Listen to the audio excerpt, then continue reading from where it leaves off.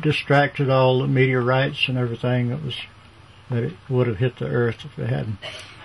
And when the sun reached fusion, it reached fusion in this period, and it cracked the Earth's surface, and that's what formed all the continents.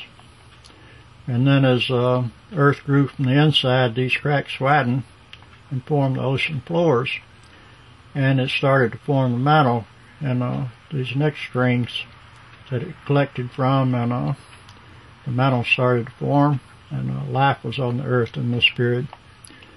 And then this is a finished part of the Earth, and you got a big thick mantle, and you got a big iron core that, you had that in all these, but this made an even heat, this mantle did, and made the Earth heat evenly. And of course you had the sun after Pangea here, so the sun heated the outside too, as well as the inside, heating from the inside. So it all averaged out to a real nice even heat. And then here's all the rings looking down from the top, and this is the sun. It was a brown dwarf back in that time, and these rings were made of different elements.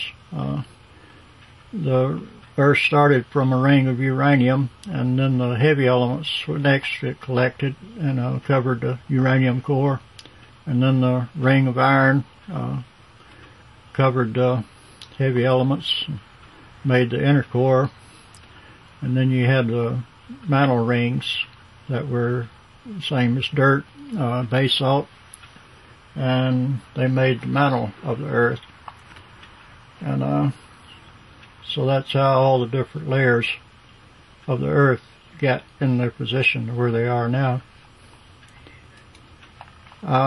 This is an illustration showing how light could have been on the Earth, and for the plants to grow in that third day we was talking about. And as the Earth collected the rings, it left a gap between the rings, and these rings spun at different speeds, so there's a static charge, and the static charge, the only place it could discharge was through the Earth and through the gases that the Earth was collecting, and that was the only path for current flow. So as the lightning discharged, it lit up one side of the Earth, and this was a continuous light because these rings were so big and so huge. They went all the way around the sun. So there was static charge picked up all the way around the sun. And I picture it as like an electric welder, and just a continuous arc. And that arc excited the gases, the argon gas around the Earth, and it just lit up like a fluorescent light. But the other side of the Earth was dark because it was embedded in the ring on the inside. And it stayed dark, so as the Earth rotated, it had daylight and dark, just like it does today, except it was a different kind of light. And this shows the rings, Earth picking up the elements and leaving a gap in the rings. This shows Craton of Ur, and if you go to India, the whole continent of India, the whole country of India, and Western Australia and Eastern Africa are all the oldest parts of the Earth, and the reason they're the oldest is because they were the only crust of the Earth that was here in 4.5 billion years ago. None of the rest of all this was there, just that crust. And this is another picture showing the pickup of Atlantica, the Craton of Atlantica. And when you picked it up, it made the ring a little bit wider, the gap. And this is a Craton of Atlantica, Western Africa, Eastern South America. And I met the man that surveyed this at Tampa Shipyard. His survey ship come in, and I actually got to talk with him. This is the rings giving off static charge, lighting one side of the Earth.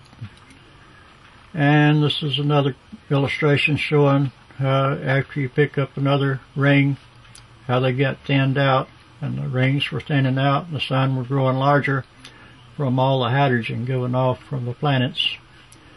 and the iron core was formed during this period. And this is Baltica. This is another craton up around the Baltic Sea, and that's the next oldest. And this is the same illustration of the light, and it's showing the Earth growing larger and the Sun growing larger. And it picked up more rings, making the rings thinner. And it shows this ring of Atlantica is forming a little bit of the mantle of the Earth. And this is Atlantica, the craton of Atlantica, and that's around northern Russia and northern Canada, and that was all one section at one time. This is an illustration showing the mechanics of the Earth. I don't know if you can see it on this screen. It is probably a glare, but this shows the hydrogen going in to form the Sun from all the planets, and the Sun growing larger. And it shows the bright side of the Earth from the arc of Lightland and the argon gas. And then the Sun reached fusion, and asteroids shot out. The Sun had a solid core, larger than the Earth, and when it reached fusion, that core exploded and shot asteroids out all through the inner planets. And as the Earth rotated, it got bombarded by asteroids, and it cracked the surface of the Earth. And that's how all the continents form. And here shows another illustration of the asteroids that shot up into the air straight up. They come back down and ended up in the asteroid belt. And the other asteroids that shot straight out made the Kuiper belt. And these are rings from Photoshop. They're not planets. And this is Pangaea, and this is after all the action was over, and the Sun was a star, and Pangaea was all busted up, and all the continents were formed. And the rings this time were collecting through these cracks of the Earth, and the Earth was growing from the inside. So as the Earth grew, the cracks widened. And when the cracks widened, it made seas, and that's how the seafloor formed. And that's why the seafloor is only 2 miles thick and the continents are 20 miles thick. And the continents spread apart as the Earth grew larger and larger. And the Sun grew larger as the Earth grew larger, because the hydrogen from all the planets was going in to make the Sun larger. And this is some of the first life in the sea, and it's microscopic life. And then you had more advanced life, and all the seed was in the Earth. The seed equals evolution. And the seed could hatch and evolve when the food was there for the creature. Once the food was there, then the seed could hatch and the creature could survive. And it goes on up to the dinosaurs, and this is talked about in Genesis 1:21, where it tells King James Version called them whales, because they didn't know about dinosaurs. And the Hebrew word means a big, long, loud, mighty, high beast of sea or land monster. So that fits dinosaurs, and in that time frame it's a perfect word, but King James used the word whales. And finally man evolved on the 6th day, and male and female, and God told him to go into the world and multiply.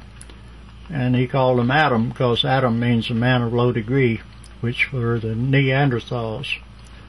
And the earth was populated with Neanderthals.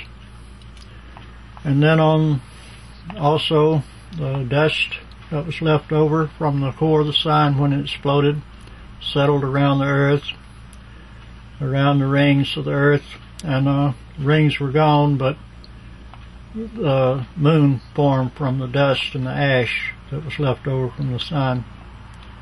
And so that's the story of the evolution of the universe.